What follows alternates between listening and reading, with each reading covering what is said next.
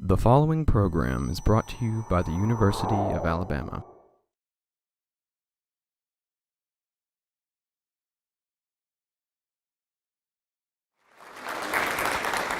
Thanks so much, Sarah. Good evening. Good evening. This is freaking me out just a little bit. I am amazed to be here for lots of reasons. First of all, it's Russell Hall. How many of you remember when Russell Hall was the Student Health Center? Yeah. Of course, I never kissed a girl before I met my wife, so I never had to go there for mono. But I remember coming here for a meeting. I think we talked about Jägermeister or something. And the other thing is you are missing right now, you are missing by being here, you are not at Beyonce Days. All the single ladies, all the single ladies, all the single ladies, all the single ladies. Yeah, that is a mashup of Mayberry RFD, which Ed Howell will know about, and from Hamilton, Alabama, which is like Mayberry, and also Beyonce, which my students in the back. Thanks for coming, guys. You know this stuff, but this is also a mashup audience because people from all over the place, from two different states and all that stuff are here. And again, this is why I am freaking out just a little bit. You started talking about, well, first of all, who all is here for extra credit?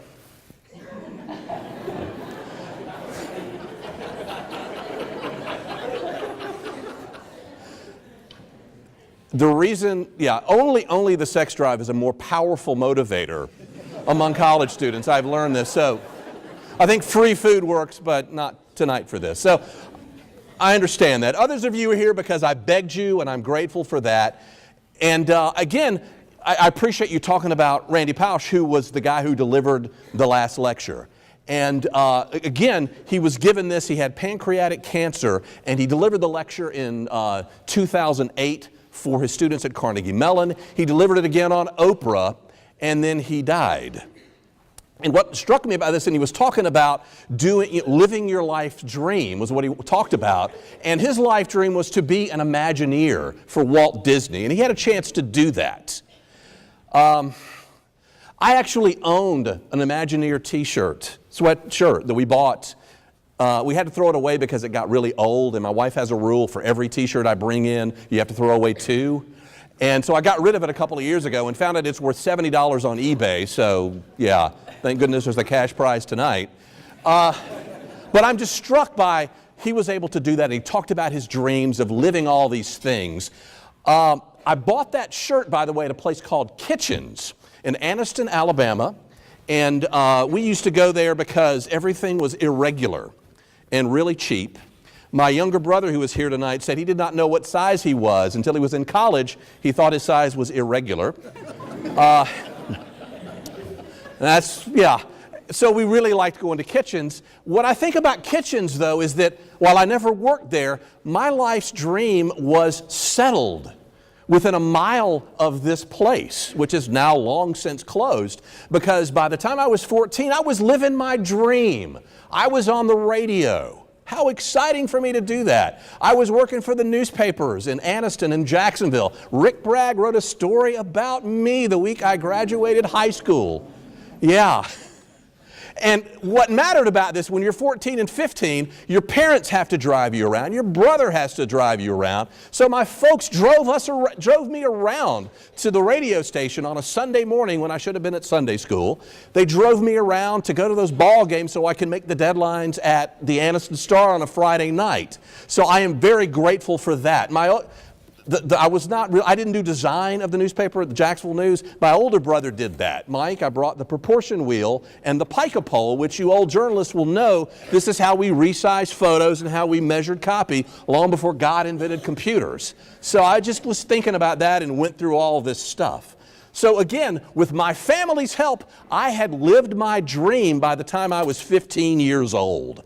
And so I moved on to, well, where else do you follow your dreams but the University of Alabama? So after 2 years at Jacksonville State, which we fondly call 13th and 14th grades, I transferred here in the fall of 2000.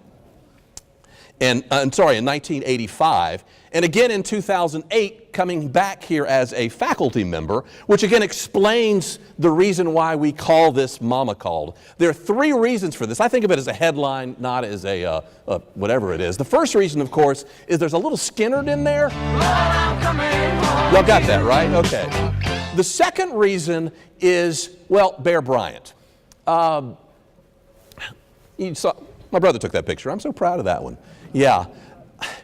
Literally in 1957, Bear was coaching at Texas A&M, and I got to cover him his last season. And I will tell you the honest truth, I saw this man in his underpants.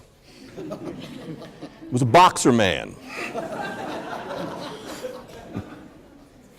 But I got a chance to see that stuff, and literally in December 3rd of 1957, he left Texas A&M, came back to Alabama, and that was what he said, Mama called. When Mama calls, you have to come running. Makes perfect sense. So when I applied for the job here at the University of Alabama, I waited a few extra days to mail in my application, waited till precisely 50 years to the day so I could send that in.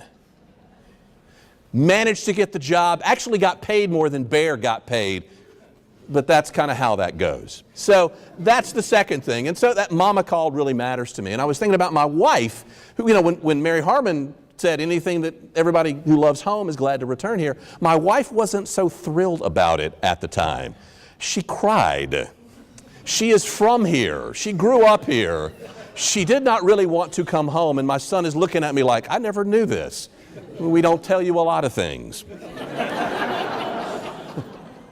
But and Mary Harmon may have been not telling all the truth because, you know, people do not always tell the truth in newspapers, I've learned. So there we go. So I'm happy to be back, and I'm so excited about that. It's worked out in ways we never understood. But also, it's been 30 years since I came back here, and that is my ACT card from 1985. That's a butt cut, the hair thing. And I got thinking about all the stuff when I came here in 1985 as a junior, how much I wish I had known that I do know now. And so that's what I want to talk about tonight, some ideas that revolve around stories of my life and my family's life over the last half century that has to do with Alabama. Now, I will tell you this, and I tell my students this, I have a PhD, never finished a college math class.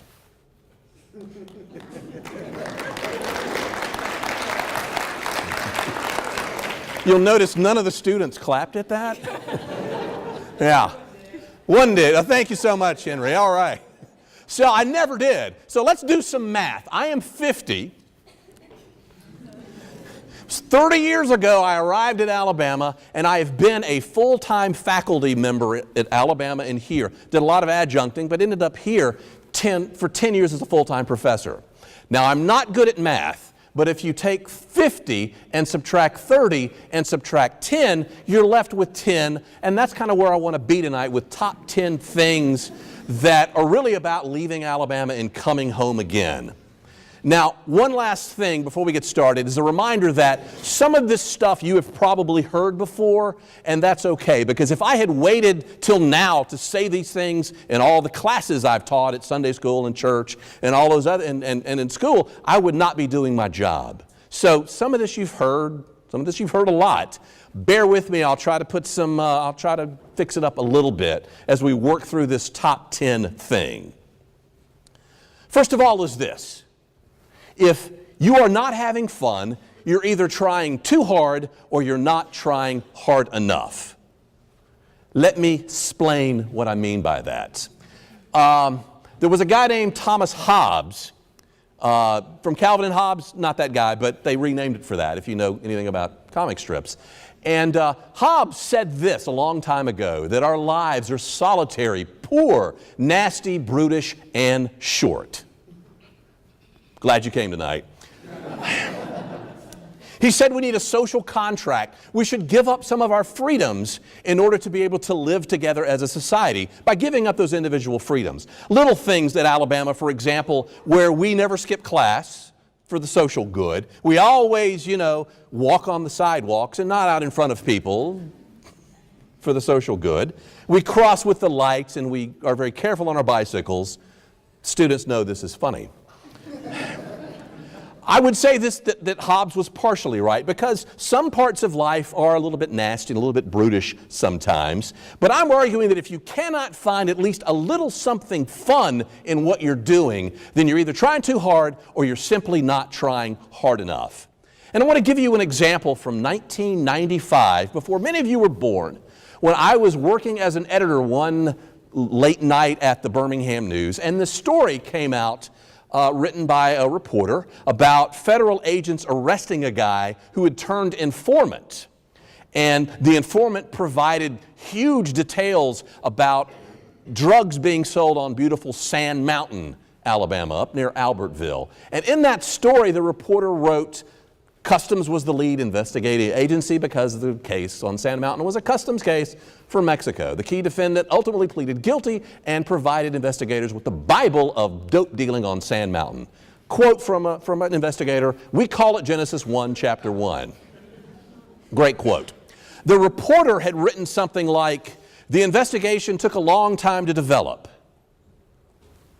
I didn't like that, so I changed it to, "In the beginning, the frenzied search had its ups and downs." I called the reporter over and we talked about all the edits I had made, and she argued with me. She said, "Nobody's going to get this. That's not funny. It took about 10 seconds to get it." And I said to her, "Look, people who don't get it are still going to understand the point of the paragraph is to move you into the history. But if you do get it, you understand the history part of the writing, but also you've had a little fun." And so I was the editor, so I won. And I saw that in the paper. About 6 days later, she comes back to me and she kind of sheepishly says, "Chris, you were right. 6 different people told me they thought it was funny." I didn't ask her if she took credit for it, but there we go. And if you don't get it, there's that for you to help you out a little bit. I was gratified she came to me and told me the truth, and a couple of things struck me. First of all, she was an Auburn graduate. And really not somebody I wanted to spend a lot of time with, because she was a little bit negative, it seemed to me. And I think life's too short to hang around. I think whiny buckets, is that your term? Yeah. Crabby pants, whiny buckets, that's a Nelson Pugh term, yeah. So life's too short to hang around those people. It's easy to be cynical. H.L. Mencken was a famous journalist from a century ago who wrote that during an election year.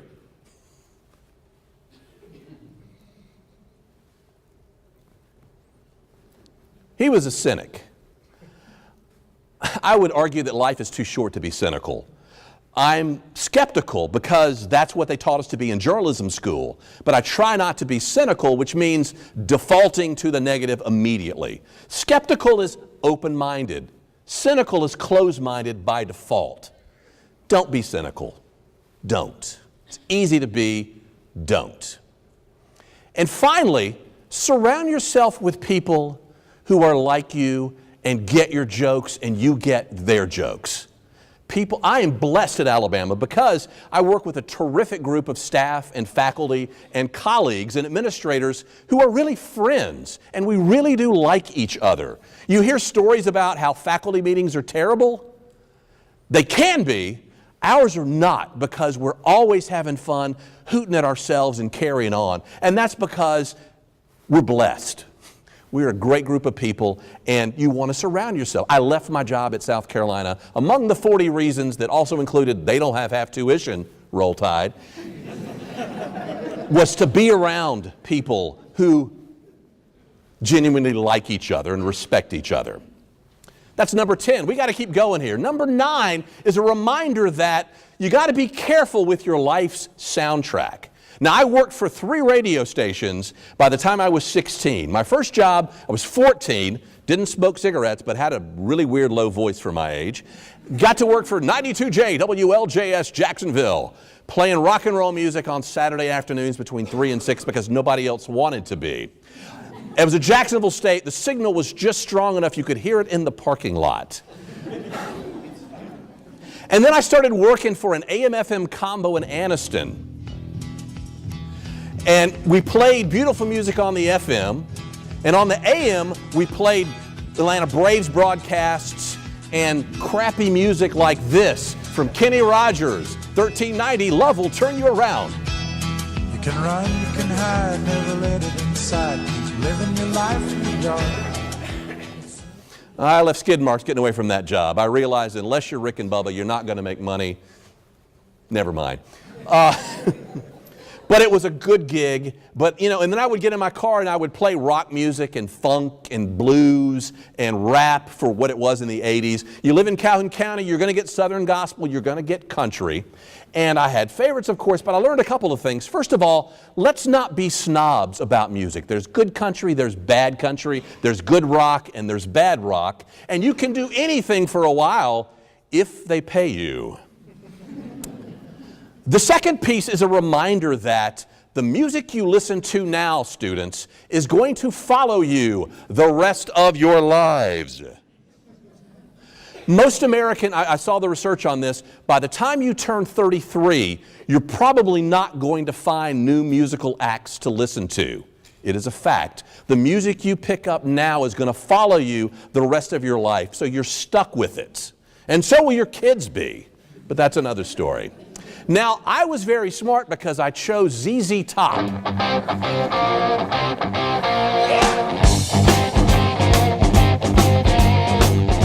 They seem fast, they're deceptively slow, and slowing down, that's me. I saw them the week I graduated high school in 1983. I took Melissa to her first ZZ Top concert in 1986, a few months after we started dating. When I'm trying to jog around the quad, that's what I listen to. When I'm nervous, that's what I listen to. When I started changing my newborn's diaper after I gave him a bath, we listened to Fool for Your Stockings, I Believe. When he was scared, we would dance to the Fearless Boogie. James's first concert was a ZZ Top concert. And when my younger brother got married at age 44, my parents danced to ZZ Top's Touch.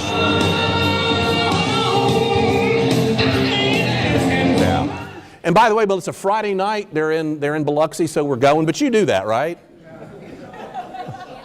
Did they cancel the concert? Dusty hurt his shoulder, so it got canceled?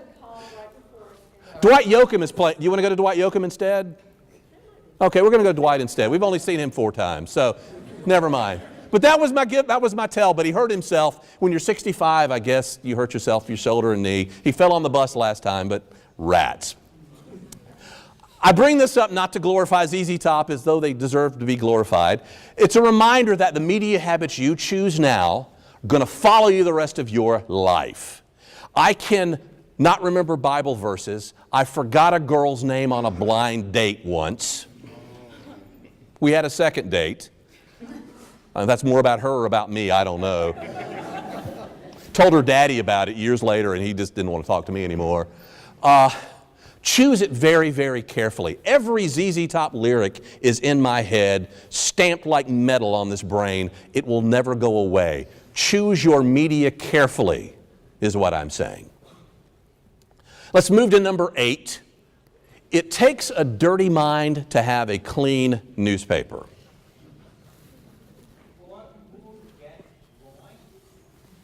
These are real things from real newspapers. You're asking yourself, is he really showing these things with his mama in the room? Yes. Now, the first class I took at the University of Alabama in 1985 was Dr. Jim Stovall's editing class. And we used the proportion wheel and we used the pica pole to lay out pages. The first class I taught as a professor here was editing. We didn't have pica poles or proportion wheels, but this is absolutely true. We have to remind our students that you kind of have to know a couple of dirty things, have a little bit of a dirty mind, otherwise people are going to take advantage of you in the newspaper. Things are going to get in there that you never really thought about, double entendres and things like that. So it's very, very careful to be able to do that. You need to know what sinful is so you can be able to make sure it doesn't come back and get you in trouble. Now, this does not mean I want you to talk dirty. This does not mean I want you to have dirty thoughts all the time. What I'm saying is, you need to keep it clean. But what I'm saying also really is that if you try to have a clean paper but have a dirty mind, there's going to be some dissonance in your brain. There's going to be cognitive dissonance. And my point of that is really this, is that you have to be able to live with, you have to be able to deal with stuff in your life, ideas that come to you that you do not necessarily agree with. In the 1950s, we all studied Leon Festinger, who explained that we like to have harmony in our thoughts so our head agrees with what we're hearing. It's tough when that's not true. So what if I tell you that Auburn University is better than the University of Alabama because it's got better school, better athletics, the boys and girls are a whole lot cuter? What if I tell you that? What are you going to do? You've either got to agree with me because Dr. Roberts knows this stuff and he dated an Auburn girl. You're going to reject it, Dr. Roberts is foolish. Or maybe you're going to find something in the middle to reduce that cognitive dissonance by saying, well, maybe Auburn's better at some things than others. Having said that, roll tide anyway. Accept it, reject it, or figure out how it really works into your schema, which will be on the test, I'm sure. Again, you've got to be able to live with cognitive dissonance. And a fundamental change in my lifetime has been the arrival of the internet, which we did not have back in 1985. We barely had computers. And the internet is making it so much easier for us to avoid seeing or hearing things with which we do not agree, particularly if it's wrong, sometimes especially if it is factually wrong. Now, I'm happy we have the internet because it's brought diversity to our lives. People who didn't have a chance to ever talk in media now have that possibility to say what they want to say. It wasn't always healthy when we had 3 networks and 2 newspapers and that was it. This is a good thing. But what we find is that people tend to read and follow stuff they agree with and reject all the other stuff. I'm walking around campus the other day and I see the Trump 2016 over by the Ferg next to, you can't read that, but it's not very nice about Trump. And I'm walking around and see Hillary for prison and Bernie with a heart. Yeah. Again, a lot of students I'm seeing are in this cocoon of hearing only what they want to hear, rejecting stuff they don't want to hear, and not really trying to learn new things, or freaking out when it's a message that they don't want to hear. And there's nothing new about this. This is 1984 on Pfeiffer, right outside my office. Reagan, Bush, Reagan in 84, if you can't see that. There's nothing new under the sun. But if you can't look at a Trump chalking on the wall, the sidewalk, or a Hillary one on the sidewalk without wanting to deface that thing, you either shouldn't have come to Alabama or we shouldn't let you leave until you can handle it. Many years ago, F. Scott Fitzgerald wrote, "The test of a first-rate intelligence is being able to hold 2 opposed ideas in the mind at the same time and still retain the ability to function." Absolutely true. Aristotle said it a little shorter, a whole lot earlier. 2010, I am teaching the basic reporting class, University of Alabama, and I catch a student cheating. 2 students turned in the same paper.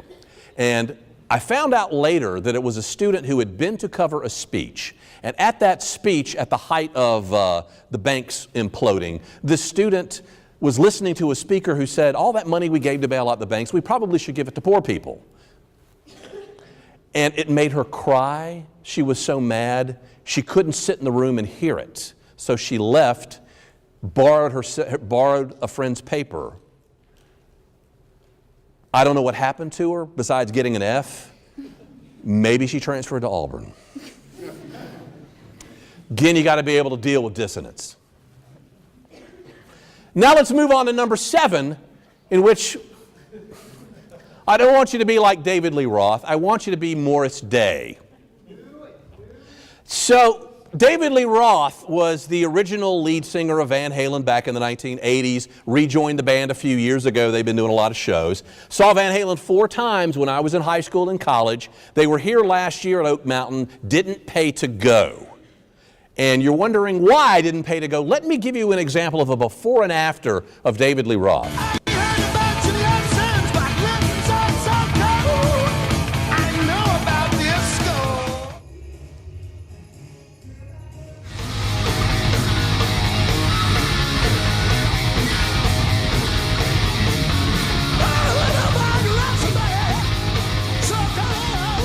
Compare, contrast David Lee Roth versus Morris Day. The man, we saw him in concert at Aniston a few years ago, maybe 10 feet from the stage, and he was putting on the same show that he put on in the 1980s, singing and dancing. He's held up well. He stayed within himself in the 80s, not screaming too high, not taking that many drugs, hitting the high notes now. And it occurred to me as I was leaving the show on a natural high, how have I held up in the 3 years since I was singing Jungle Love in Calhoun County, Alabama? So what I'm saying is, what are you going to look and sound like 3 decades from now? Your hair is going to go gray if you get to keep it. You're going to have a dad bod. Some of the guys, too.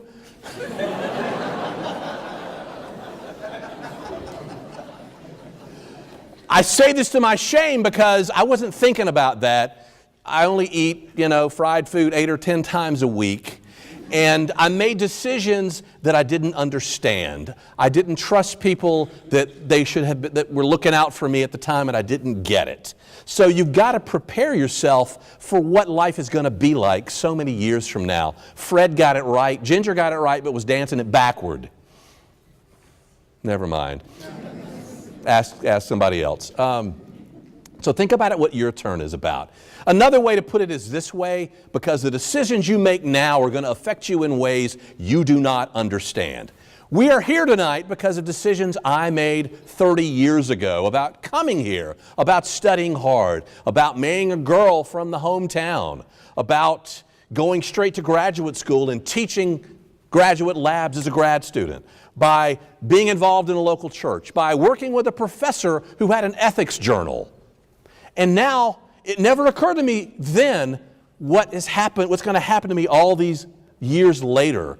Now being able to come back and teach the same classes, teach at the church where I took those lessons, even wrote a book with the guy who was my master's thesis head. Never occurred to me that Dr. Black and I would do that. But I was able to prepare myself for when the time came, it all worked out. So get yourself ready. And you may be saying to yourself, yeah, but David Lee Roth played for like tens of thousands of people and gets paid millions of dollars, and Morris Day played for 700 people for free on a Friday night in Aniston. I say to that, you cannot control how things turn out, because if we all had our way, you would be paying $100 to me to be here tonight. All you can do is control your own art. All you can do is control your own self. Commercial success, beyond our control. Number 6, with a bullet, question authority. Now, this is the time when, as a journalism professor, I have to talk about journalism and why we're living in a world that is desperately crying out for journalism that matters, journalism that attracts readers and people who pay. The newspaper business brought in $50 billion a decade ago. $50 billion. $20 billion last year. Yeah, this is why you get what you get. It is a tough industry to be in. That was from 2015, only lumberjacks have a worse job. But that's okay because they work all night and they sleep all day.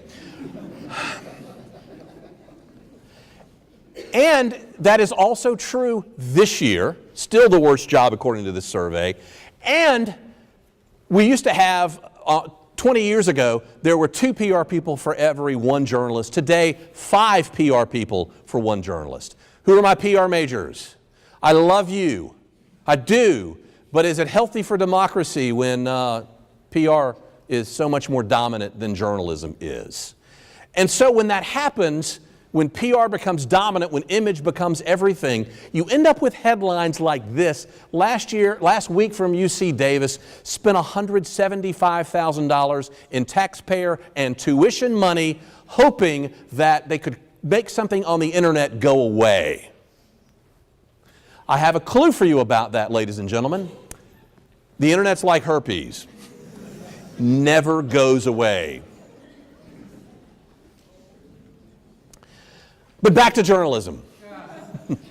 It's not the job of being a journalist that is bad. It's a great job. The financial thing is what's scary, but being a journalist is so much fun. As a journalist, I got to cover the President of the United States. As a reporter, I got to cover breaking and entering. I got to cover rigged elections. I got to interview Alabama's football coach for an hour on a game week. I got to see a man die in the electric chair. All this was working for the Crimson White. What a great job. And you get to come here and do this stuff. And it prepares you for a life where you get to go out and do this stuff or do something else. If you can write, if you can figure out what's important, communicate it well, you change the world no matter what you do. So question authority. Now I know this, Alabama needs journalists. A lesson I really began to understand while a student in Alabama as I transitioned from covering sports to covering news, where we learned and thought as journalism students about fairness and justice and fearlessness and questioning authority on occasion. I think about how I didn't really respect the journalism professors that I had, and now it occurs to me, I was a jerk, but it also occurs to me they let me do that because they were training me to question authority. In our journalism department, if we don't let the students rattle the cages with us a little bit, why are they going to rattle the cages when they're out there? I had a student who actually questioned something I wrote in a class not too long ago. He was scared. I gave him $10. I love it when you question me and when you're smart about it. I love that. Now, let me give you an example of what I'm talking about. I teach more PR than journalism students, but I know we need journalism to keep people honest. One of the toughest things in the last 30 years has been the decline in journalism, the rise in PR, and even so on this campus. Again, an hour in the coach's office on a game week, ain't gonna happen. Calling up a university administrator and getting a phone call back in 20 minutes, not anymore. Let me give you a lighthearted example. Who was at the Alabama-Ole Miss game in September? I apologize for doing this. This was the play of the game.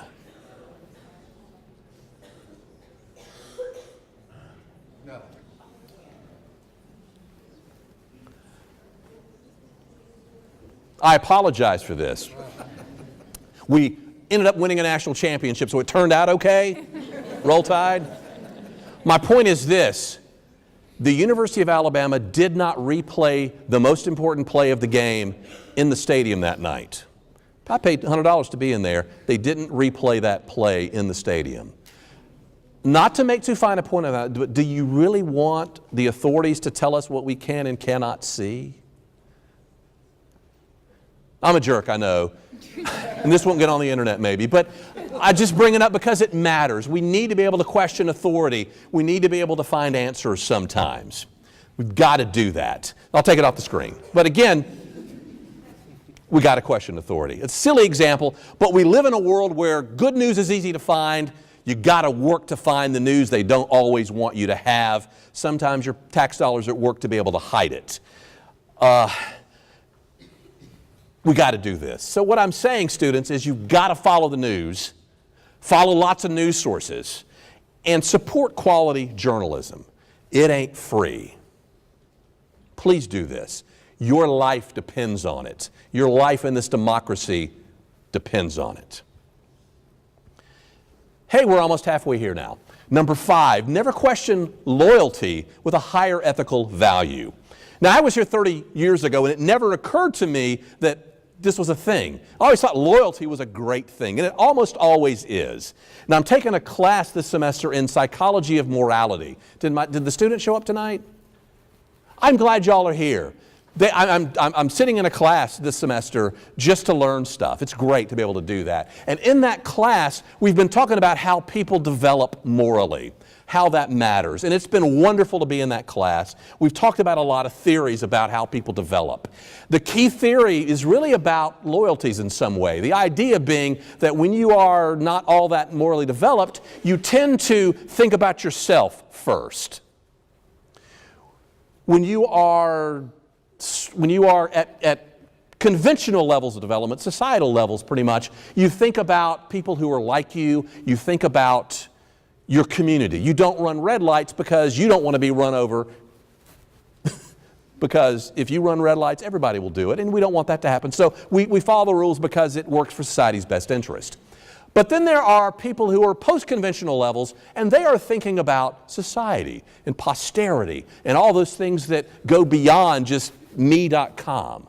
Dr. Toma, did I get that right? Thank you so much. I learned something in that class. I'm grateful for you letting me sit in. And loyalty is really kind of what we're thinking about here. Being loyal to people we haven't met, to people who are most likely to be the object of unfairness in life. That's what we're talking about. Now at Alabama, we love loyalty. We got fight songs. We got crimson. Some people put on tattoos. But there are other loyalties in our lives to people who are in our church group, or to the Crimson White staff, if you're on the Crimson White, or to fellow people who are wearing Greek letters and wearing Norts or cargo fishing pants. And there's nothing wrong with that. But I didn't really understand loyalty until a few years ago in September of 2013 when the Crimson White published The Final Barrier. And for those of you who do not know the story, it absolutely nailed the segregated Greek system that has been on this campus. There was a woman, African-American woman, who was not invited to any of the traditionally white sororities, even though she had better than a 4.0 GPA, even though she had a bubbly personality, even though she was lovely, even though her grandfather was on the board of trustees. The Crimson White did that story, and it became a national and international thing. And the university's response was to suddenly reopen Rush to be able to get people in there, and to never mention the Crimson White as being the instigator of this, and able to say they had helped solve a problem they never really acknowledged that they had. But I'm being a jerk again. I bring this up not to bash, but to talk about loyalties, because what's impressive to me is the three students who were keys to this story. That is Maisie Bryant on the far side from me, and Abby Crane on the side closest to me, and Matt Ford, the people who did this story. All of them were affiliated with Greek organizations. And while working on this story, the university provided no help.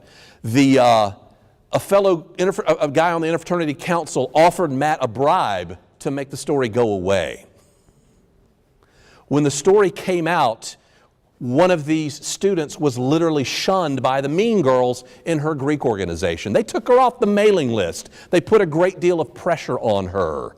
I saw her cry talking to me. I probably shouldn't have said that, but it's absolutely true. They shunned her. The left foot of fellowship, not exactly sisterhood. And the 50-year-old me wonders what the 20-year-old me would have done if I had been in that situation. Incredible amount of loyalty. And I say this, well, how did it turn out? Well, that's where they work now. And they won a National Ethics Award for what they did.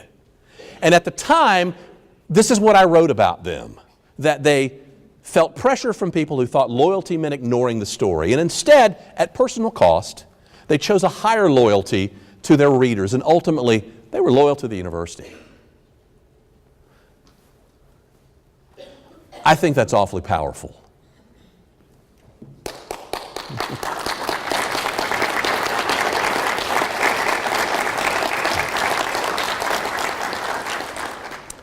I didn't understand loyalty at 20. I get it now. And now, thanks to Dr. Black, wrote the ethics book together, who was my master's thesis guy all those years ago, every student in my classes, every student sees this slide. People want you to do right. They're talking about your integrity. When they want you to do wrong, they're talking about your loyalty.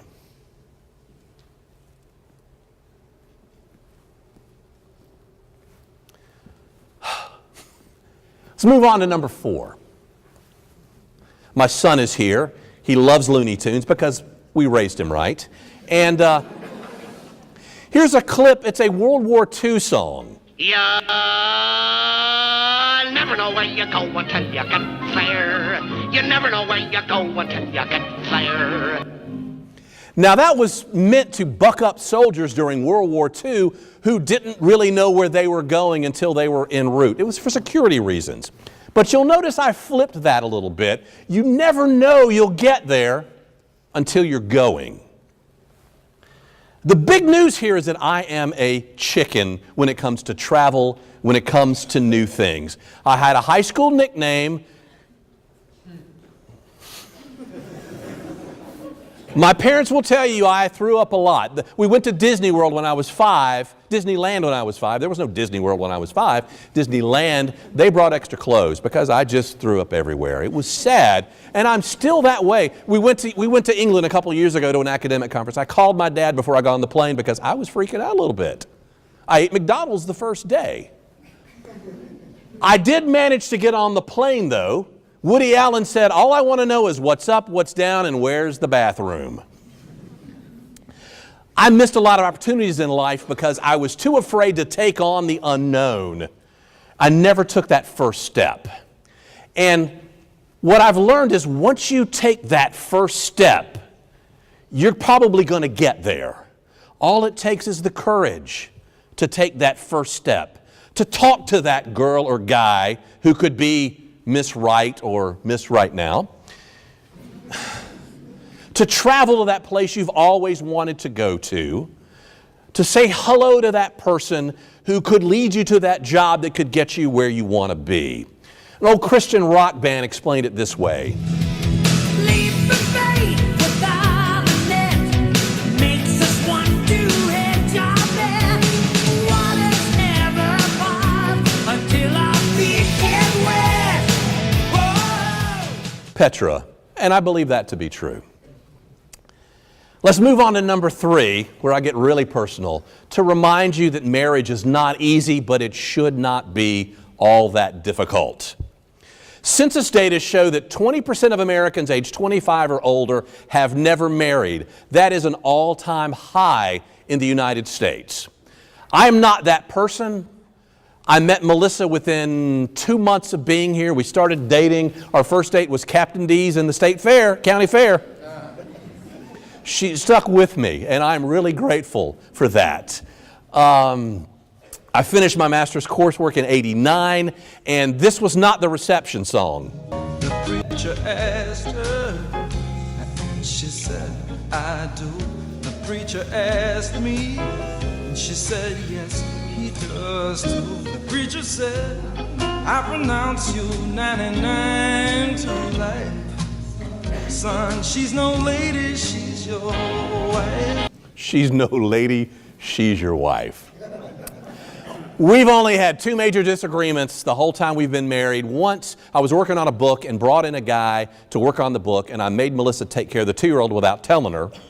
Second argument was we bought some really ugly blinds at a house we had just rented, and I bought them without really paying attention. 2 things about this. I was wrong both times.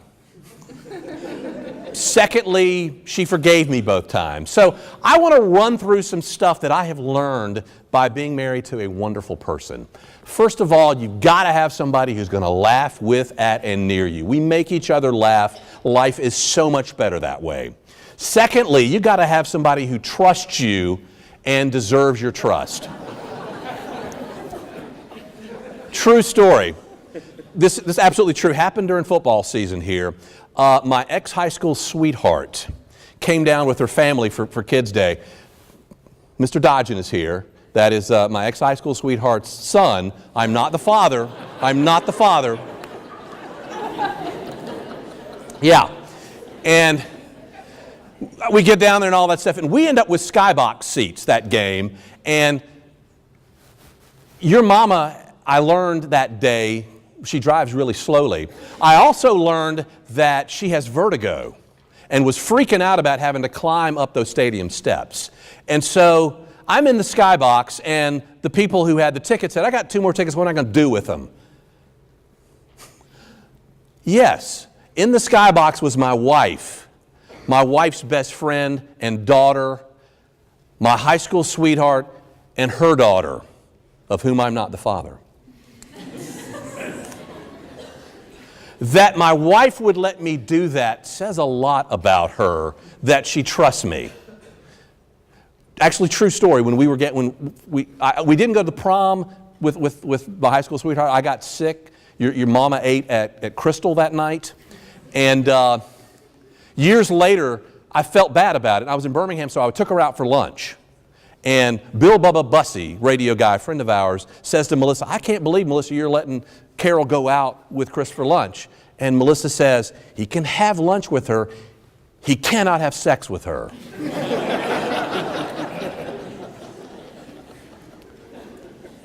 We've earned each other's trust, and it's wonderful.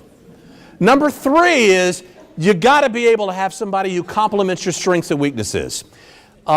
Melissa loves small children. I love graduate students.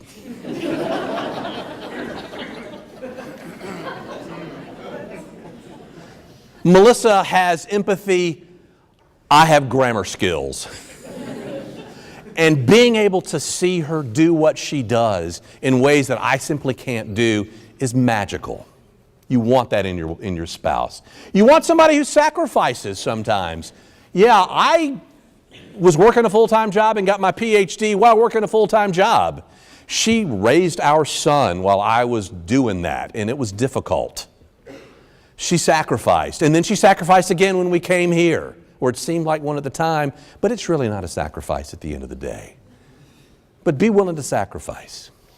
And be willing to have somebody who can live with you and who can live with and without you. We don't, what I'm saying is, if we don't see each other every hour, we do not get the bends. Yeah, these are all the girls from the wedding. Some of them are here tonight.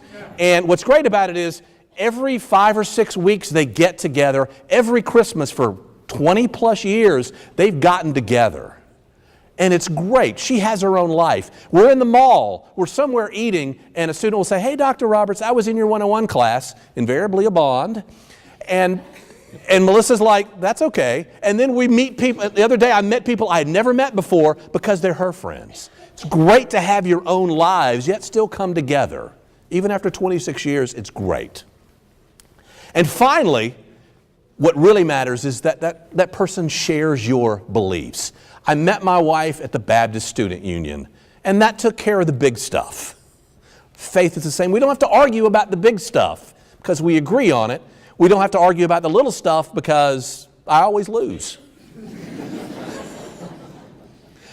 We have managed to build a fine marriage, and Melissa and I wish the same for you. Number 2. You're going to be just like the people around you unless you do something about it. These are pictures of the Hokkaido Japanese restaurant. When I was a student here, it used to be like they built onto a Waffle House, I think it was.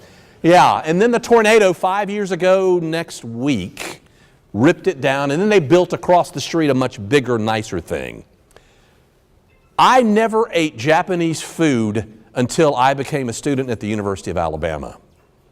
Never did. Maybe it scared me a little bit, but I never did. Because the people around me never did. Why would I?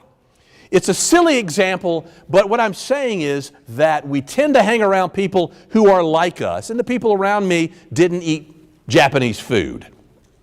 If you study something called network theory, and I talk about this in my classes sometimes, you learn that we don't learn a lot if all we ever do is hang around the people who are just like us. It's the power of weak ties. People who are not our best friends telling our friends who tell us is how we learn stuff. So if all you do is hang around the people who are just like you, you're not going to learn a whole lot. There's a key difference between Alabama today and Alabama in 1985. Part of it is this. The enrollment has risen 137%. Now it's more female than male. Target rich for my son. How many out-of-state students are in the room tonight? Look at that, people who are not from here. Yes, more than 2/3 of our incoming class is from out of state, which was not the case when I was a student here. We all were pretty much from Coleman and Jasper and, Jacksonville, mostly in-state folk. Now, more than half of our entire student body is from out of state. And that has changed the dynamics of this campus in many good ways. And I'm happy about that. Happy you're bringing your money. Roll Tide back there. But the other piece about this is no matter where you're from, it's easy to hang around people who are just like you, who look like you, who talk like you, who act like you, who like your food and don't like other things you don't like. It's so easy to have homophily, which is not a term that's going to be on the test, but we know that that is not necessarily a good thing. Research says you hang around people who are like you. And I'm telling you, that is not always a good thing. And I wish someone had told me 30 years ago to get out of my comfort zone and meet people who are not like me. A few years ago, I invited a Korean student to have dinner with us. And she cried when I invited her because nobody who was American had ever invited her into their home. That struck me. We had kimchi, she had fried okra. So we all learned something that night. So you're going to be like that. And again, what may be worse about it now than 30 years ago is that we have these devices that are in front of us all the time. Who's got your phone out right this minute? About a quarter of the hands show up, and that's okay. It does show that you do worse in class if all you do is your cell phone. And I use this picture I stole off the internet, but I don't have to do that. This was yesterday in front of Bidgood.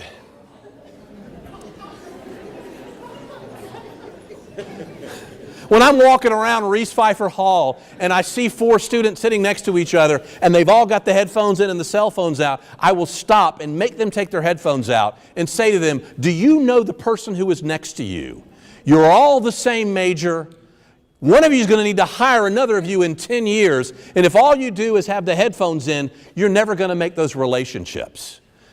When it's all said and done, it's all about relationships with us. And if we haven't made them because we're doing that, we are making a huge mistake. So be careful about that. People I met when I was a student here. One works for CBS News. One has written 5 best-selling books. Several work for local television. Some do public relations. One of them is George Wallace. They sent me text when I got this honor. And I'm grateful that we still keep up with each other. My best friend from college is here tonight. Yeah, we still keep up. And that matters. And I think we might not have met if I'd had my headphones in. I had my headphones in while I was taking these pictures, by the way, because you can do anything with your headphones in. They don't know. We made time to be involved in each other's lives. So hang up the phone. Meet people who are not like you. Make connections that are going to last your entire life. Finally, what happens when you're room temperature? I started this tonight talking about Randy Pausch of the last lecture. I want to end by talking about Randy Henderson. His wife and son and their fiancée are here tonight. I invited him. I'm so glad you're here. And Randy was a huge influence on me. But he was a 1974 journalism graduate from Alabama. He worked at the Cullman paper, the Anniston Star, and most of his career at the Birmingham News. He hired Rick Bragg twice. How'd that work out? He hired another guy twice who later lost his job for plagiarism. He hired me twice. How'd that work out? So it matters to me. He hired me, and it mattered. He was a great man, not just because he was an Alabama guy. He had a wicked sense of humor, and literally, he wouldn't say dead. He would just say room temperature. A euphemism for dead. Metaphysically challenged was another one. Randy died 10 years ago in this spring, this winter. To pay to go to Alabama, he unloaded boxcars of asbestos at the concrete plant in Ragland. And it was lung cancer that claimed him in February of 2006. And if you don't count grandparents, this was probably the biggest loss in my life. And let's talk about how we live, though. Rick dedicated one of his books. I made sure that Randy got a shout out in the ethics book that I published with my former professor all of that time. Randy had the toughest job in the newsroom as city editor. He had to manage downward a bunch of dumb reporters who are all over the place, always needing his attention, scratching the furniture, just being tough. He had to manage these crazy people. He had to manage upward because he had managers who thought they knew better than him, and occasionally they did, but usually they did not. Getting banged on by both sides for 12 hours a day, coming in at 6 in the morning, leaving at 6 at night, putting on his fedora and headed out the door saying, now I've done all the damage I can do. Powerful, powerful thing. And I worked within 10 feet of Randy for most of a decade. He made mistakes. He was not perfect. I never saw him do anything intentionally wrong, anything intentional that would call attention to himself. He took up for his employees when they needed it. He got after us when we deserved it. I misspelled a name in a story. He wrote me a note saying, if I were a cussing man, I would cuss you out. Yeah, I remember that. He had two definitions for himself. He was the tough city editor, but in his lighter moments, it was Uncle Randy. And so students, when I call myself Dr. Roberts, you know it's test day. When I call myself Uncle Chris, it's because I'm a little fuzzier, and it's a tribute to my Uncle Randy. He edited hundreds of stories of mine, which don't matter now. I can't remember a single edit to anything he ever did. But what I remember was the kind of man that Randy was. He cared about his family. He cared about his employees. He cared about his Christianity and his Presbyterian faith. He cared about the importance of journalism. And like him, I have tried to care about my family, my students, my Christianity and my Southern Baptist faith, and the importance of journalism. And I'm grateful to Randy's influence because I've been teaching in churches, I've been teaching at universities for more than 30 years now, probably 5,000 to 6,000 students. And if we called them in and we gave them a test that they took, they would not do well. They've forgotten all that stuff that was so important at the time. It would be a lead pipe cinch that they would fail those tests that they passed all that time ago because the knowledge fades away. And besides that, knowledge doesn't last long. It's all been replaced. Nobody remembers anything I did in journalism classes 20 years ago at Samford. Nobody read my master's thesis. My dissertation is that thick, and my dad put his computer monitor on it. And nobody uses it anymore. I understand that. It was important at the time, but when I talk to my students, and I see them sometimes, I say, what do you remember from your classes? And they will not remember, they may remember one song my students will get, but what they also remember was, they say, I don't remember a whole lot you taught, but I remember that you were funny. I remember that you tried really hard. I remember that you acted like you cared about me. You acted like it mattered. And really, that's the only thing that lasts. So when you are room temperature, or if you come back like I am privileged to do 30 years later, what are people going to remember about you? What are you going to tell them? Your looks are going to fade. That knowledge you gain here is going to fade away, leaving behind memories of how you treated yourself and how you treated the people around you. What's it going to be like when you come back? I am so grateful for this opportunity. Thank you very much, and roll tide.